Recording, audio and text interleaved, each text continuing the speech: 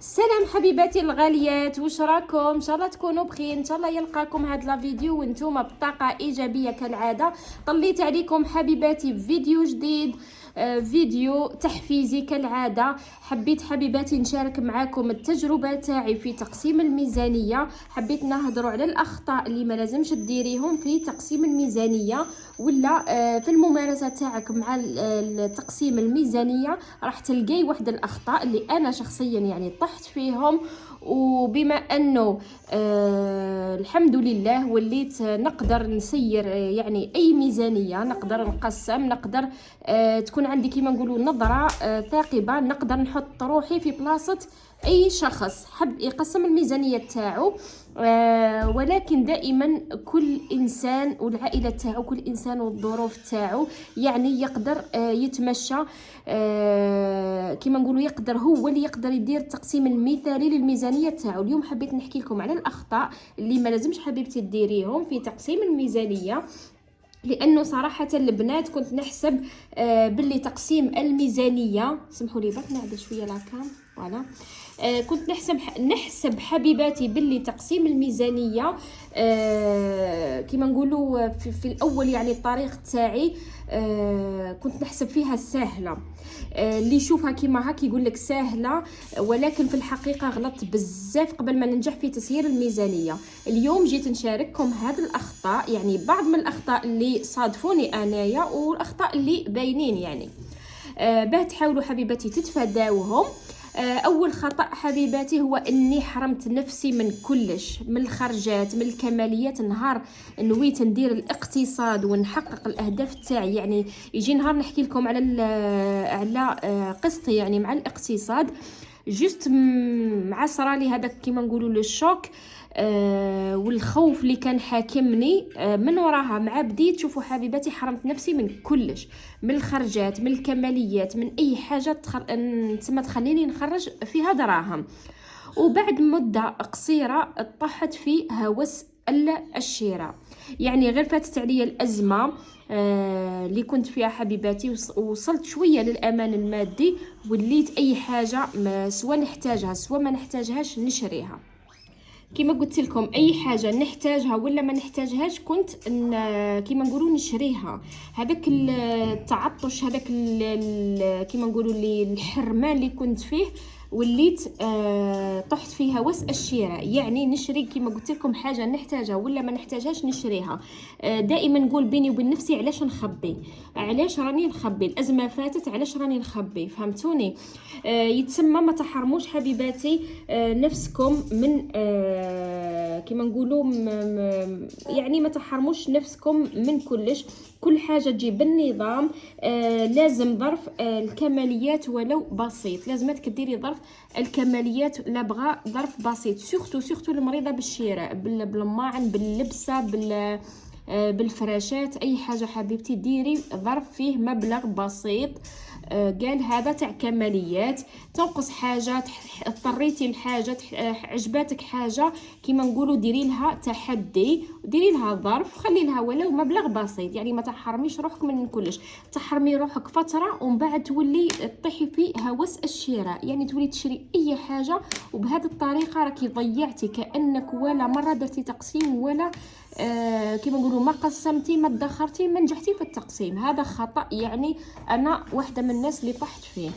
الخطأ الثاني حبيباتي هي كنت نخلط بين الادخار والصرف، يعني كي كنت نحتاج دراهم ولا تجيني كيما نقولوا اي حاجه هكذا احتجت فيها دراهم، ديريكت نروح المبلغ تاع الادخار. بهذه الطريقه كيما نقولوا ما كنت لا نخطط، لن ندير تحدي لا والو، احتجت حاجه نروح ديريكت للادخار. وبهذه الطريقه ما كانش عندي ادخار حقيقي، يعني ما كنتش ما يتسماش هذا ادخار. تحتاجي حاجه تروحي تهزيها، هذا ما يتسماش ادخار، فهمتوني؟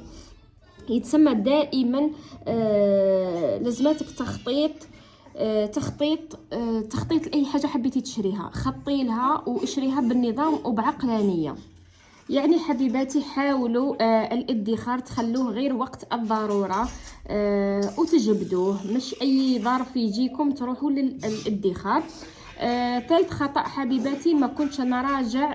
سما كي نخلص تقسيم الميزانيه ويخلص عليا الشهر وما نجحتش في التقسيم ولقيت روحي خلطت هذوك لي زونفلوب وكلش، ما كنتش نراجع نفسي، ما كنتش نشوف وين راحت لي هذيك الدراهم. يعني نبحث على الخلل وين، اسكو جاتني ظرف، جاتني حاجه اورجون، رحت هزيت من اي انفلوب ليسونسيال نسلك راسي. كيما نقولوا ولا ما كنتش حاطه مبلغ كافي في مثلا المواد الغذائيه، على بها ما كفاتنيش، سما ما كنتش ندير كيما كيفاش يقولها لوطو اناليز، ما كنتش ناناليزي في الخطا وين راهو. هذا مكان، هذا ثاني خطأ.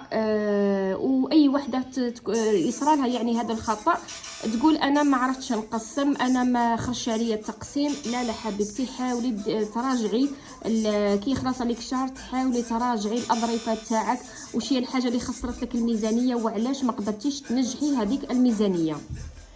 كانوا هادو هما الاخطاء حبيباتي اللي انا يعني شخصيا طحت فيهم.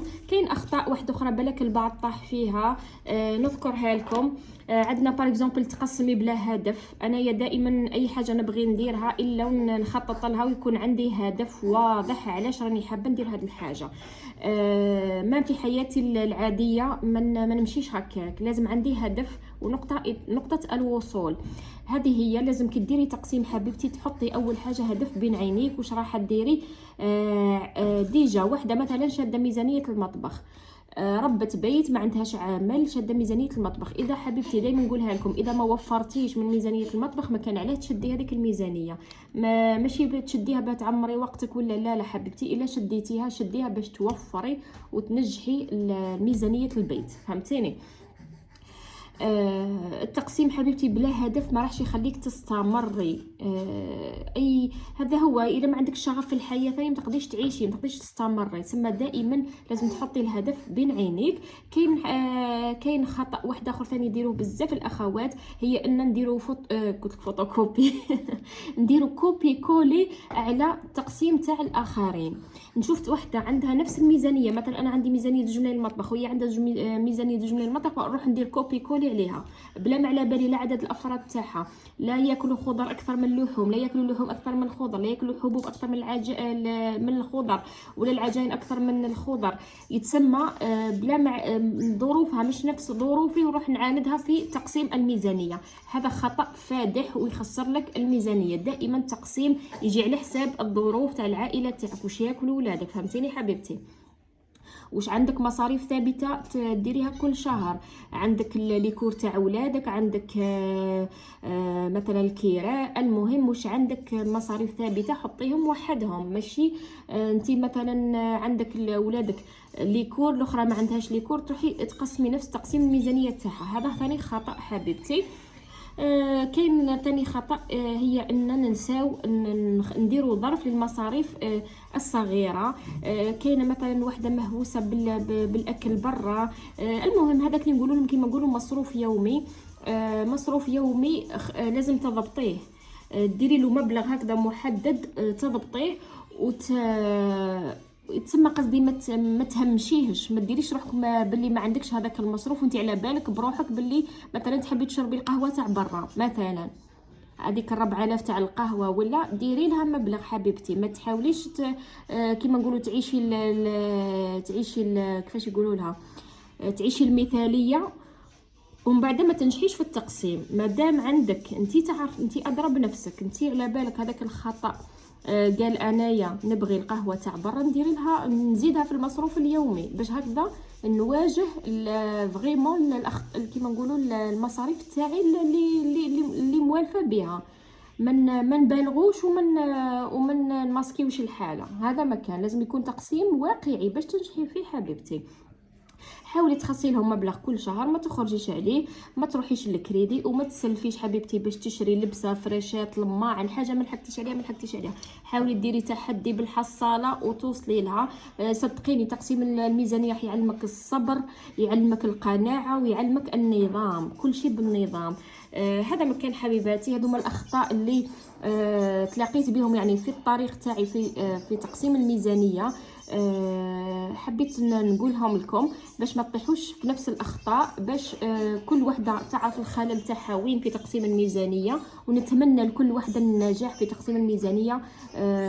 لانه كي تقسمي دراهمك تعرفي دراهمك وراهم، تعرفي المسار تاع حياتك الماليه وين راهي رايحه، وبها كيما نقولوا تزيدي بروحك للقدام. لحقنا لاخر فيديو. ما تنساونيش حبيباتي اذا عجبكم المحتوى ما تنساوش تشتركوا في القناه وتفعلوا زر الجرس، وما تنساونيش من اللايك.